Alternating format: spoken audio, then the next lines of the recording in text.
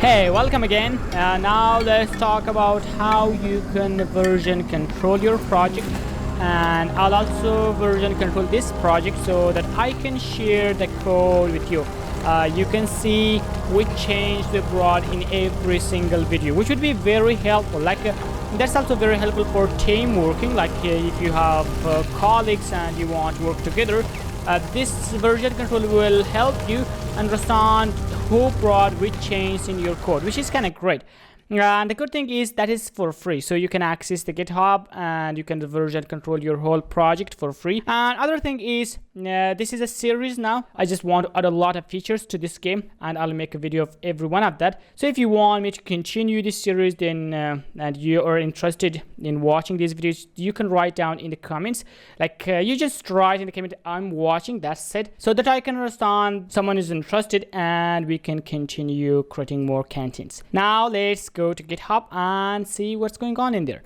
So if I come here to the github.com, and this is my account, you can just simply go and create an account. It's very simple at GitHub, and that's for free. That's a good thing.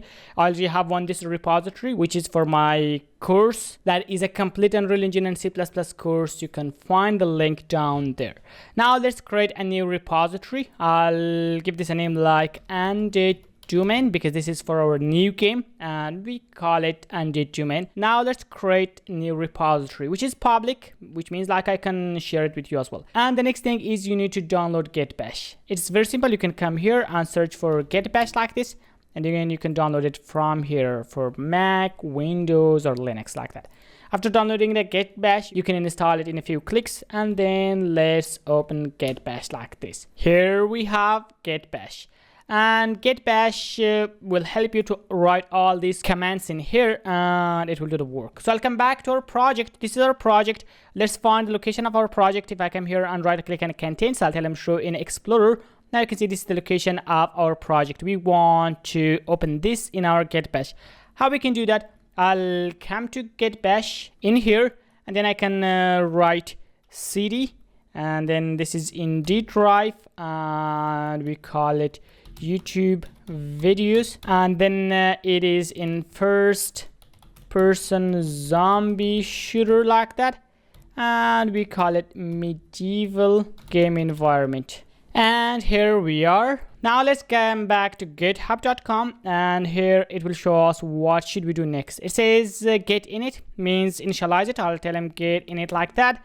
Now it is initialized. If I come back right in here, you can see we have this .get folder in there, which means we initialized GitHub with our project, which is great. And then it says you can add this readme file, but in our case we don't want to add this readme file, but what we need to add is this .get ignore file, which is really important, which means that you can ignore some of the files and version control some of the files which are important. In this case, we just want to version control this sources and this config. We don't want to version control this build or content or something like that, because we don't need to do so. In contents, you can see it's like around 18 gigabytes. It's not a good idea to version control this whole contents folder in which there are files that we don't ever change. That's why we only want to version control this source folder and this config, which we usually change, like our code and things change only in those two folders. For that, we have this .get ignore file. And the good thing is GitHub already have its recommendations for Unreal Engine. If I search for Unreal Engine, you can see it says you need to ignore all these files and folders. And I'll say, okay, I'll just copy that and I'll come back right in here. I'll create a new text file like this. And the name of the text file should be .get ignore like this. It should be exactly like this one.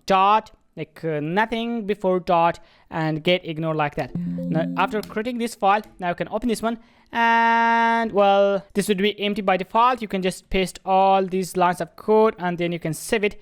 Now this will just do the work, it will ignore all these folders. But there's one folder which is not included by default. If I come here and search for contents, we said we should ignore content, but if I search for content, you can see it's not in there. Why is that? Because, well, by default, GitHub thinks that you should version control content as well, because there are blueprints and things you might want to do that. But our project is C++, so that's why we will not bring in change in blueprints. And yeah, we only want to version control the C++ code, not contents. I'll come right here and I'll tell him we want to ignore content as well. How we can do that? You can simply write content like this and slash asterisk at the end. That will do it. Like this name of the folder should be exactly the same. Like you can see it right here, content. The spelling and things should be the same thing. And there we go. That's our content. And yeah, I'll save everything and then I can close this one. I'll come back to github.com. Now I can close this one. Now I'll tell him leave. And now let's continue to the work. The next step we want to do is to commit. How we can commit that? It's simple. You already have the command in there, but before that, I just want to check the status. So I'll tell him get status like that. It will tell which are the files and folders that we want to commit. In this case, you can see these are the things that we want to ignore. Why do we have that?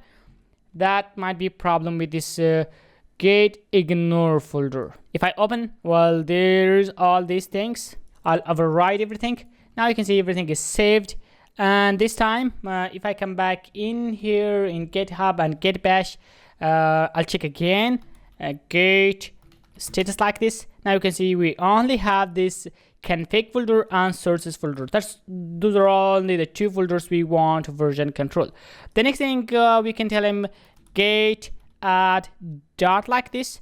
Now these things should be added, and let's now commit. So I'll tell him get commit and then this dash m, and we can give this any name. Like I'll tell him this is project files. This is the name of the commit. I'll show you where is that, and then you can see all these files are ready to be committed. The next thing you need to do is to assign a branch into that, which is main branch. In our case, we already have the main branch, so we don't need to do this work.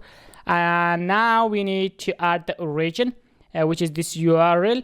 So you need to copy this because there is this URL in there, and without copying that, you might have some misspell in there, and that would be a big problem. So I'll paste that in here, then I can enter. Now you can see that is added as well. The last thing you need to do is to push. So I'll write get push, and then this is u, and origin is main like that. Now let's go. So it will ask you for authorization. You just need to sign in with your GitHub account, and that would be it. Now you can see it is completed. If I come back in here and if I refresh this page, there we go. These are all our files in here. The good thing is we have those files as well, which we created long ago. If I come here, we have this character. You can see all the character code is in here. We have this had .cpp and .h files. We have this weapon and in there as well. If I come back in here, you can see we have this config in here. If you want to check what's going on in there, we have this .get ignore in here as well. If you want to find out what are in these things, you can just simply copy this code and paste it in your .get ignore file, and that would be great.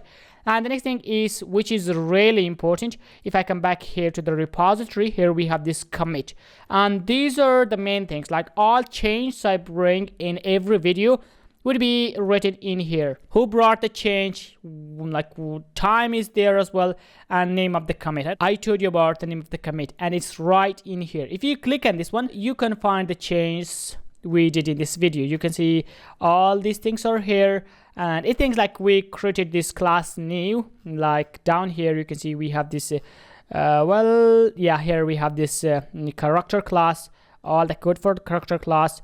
We have this character.h file in here, and there are a lot of things going on in here. So you can just find the link to commits in the comments.